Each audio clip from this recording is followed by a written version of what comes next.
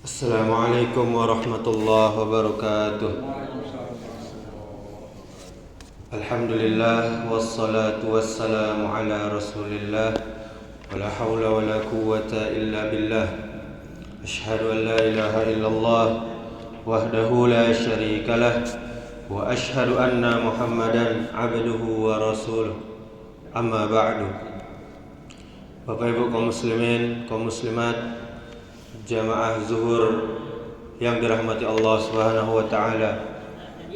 Kita bersyukur kepada Allah Subhanahu wa taala sampai saat ini masih diberikan kesehatan sehingga kita masih dapat melangkahkan kaki ke rumah Allah ini untuk beribadah kepadanya.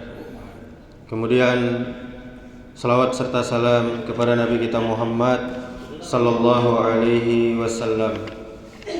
Allahumma salli wa sallim wa barik ala Muhammadin wa ala alihi wa ashabihi ajma'in.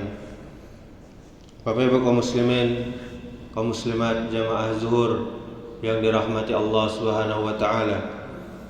Seorang muslim, seorang yang mengaku beragama Islam yang baik itu, dia akan membersihkan lisannya dari ucapan yang kotor dan yang melukai, yakni yang akan melukai atau menyakiti saudara-saudaranya sesama muslim.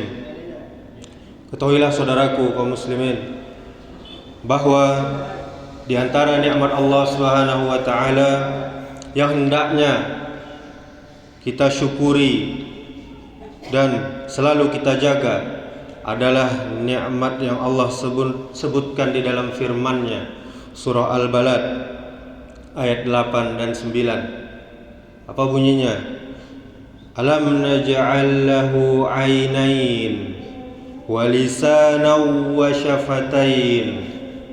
Yang artinya, bukankah kami telah memberikan kepadanya dua buah mata, lisan dan dua buah bibir. Saudaraku kaum muslimin, Allah Subhanahu wa taala memberikan kepada kita semuanya sebagai manusia kedua mata, yaitu ini adalah nikmat yang agung, yang besar. Nikmat kedua mata ini sehingga kita bisa melihat, dan nikmat lisan, mulut, sehingga kita bisa berbicara.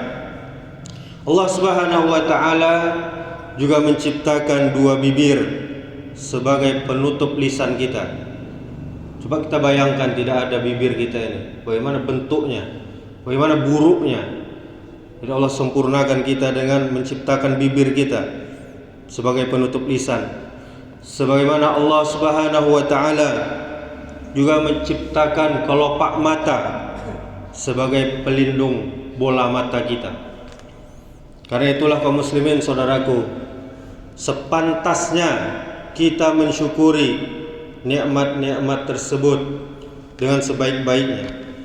Bapak Ibu saudaraku yang dirahmati Allah Subhanahu wa taala, di antara bentuk mensyukuri nikmat lisan dan kedua mata adalah senantiasa kita gunakan dalam melakukan ketaatan kepada Allah Subhanahu wa taala, dan kita menjaganya dari perkara-perkara hal-hal yang Allah larang. Maka siapa saja yang diberikan kemudahan oleh Allah Subhanahu wa taala untuk bisa menjaga lisan dan pandangannya, matanya, maka dia akan mendapatkan berbagai kebaikan yang akan dia dapatkan di dunia ini maupun di akhirat nanti.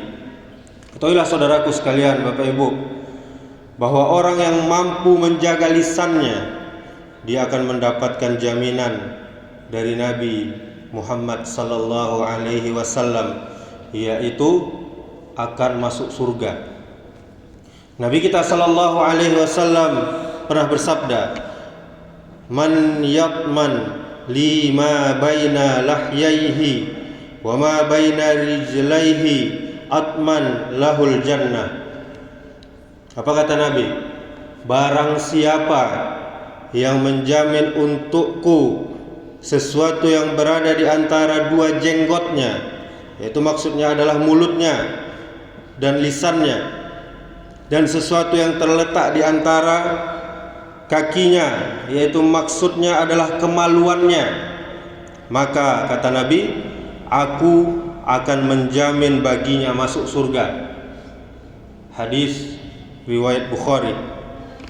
Di dalam hadis ini Bapak Ibu, orang yang memberikan jaminan bukan orang sembarangan, yaitu Nabi yang mulia Rasulullah Muhammad sallallahu alaihi wasallam.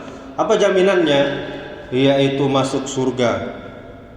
Dan cara untuk mendapatkannya adalah seorang hamba itu hendaknya selalu menjaga kemaluannya. Dia tidak berbuat yang haram dengan kemaluannya, dan juga dia jaga lisannya. Dia tidak menyakiti orang, melukai orang dengan lisannya. Siapa yang bisa melakukan itu, maka dia termasuk orang yang mendapatkan jaminan, yaitu masuk surga Allah Subhanahu wa taala. Kemudian manfaat lainnya, faedah lainnya dari menjaga lisan adalah akan menyebabkan seseorang hamba itu akan mendapatkan keselamatan di dunia dan juga di akhirat nanti. Di dalam sebuah hadis diriwayatkan oleh Uqbah bin Amir radhiyallahu anhu, seorang sahabat Nabi. Beliau berkata, "Wahai Rasulullah, apa jalan keselamatan itu?" Sahabat ini bertanya kepada Nabi tentang jalan keselamatan. Apa jawab Nabi sallallahu alaihi wasallam? "Amsik 'alaika lisanaka wal yasa'ka baituka wabki 'ala khati'atika." Tahanlah, jagalah lisanmu, tetaplah tinggal di rumahmu, dan tangisilah dosa-dosamu. Hadis riwayat Tirmizi, hadisnya sahih.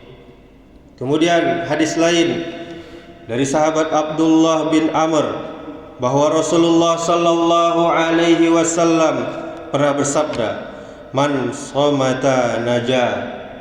Ya, artinya siapa yang diam, artinya dia banyak diam, niscaya dia akan selamat.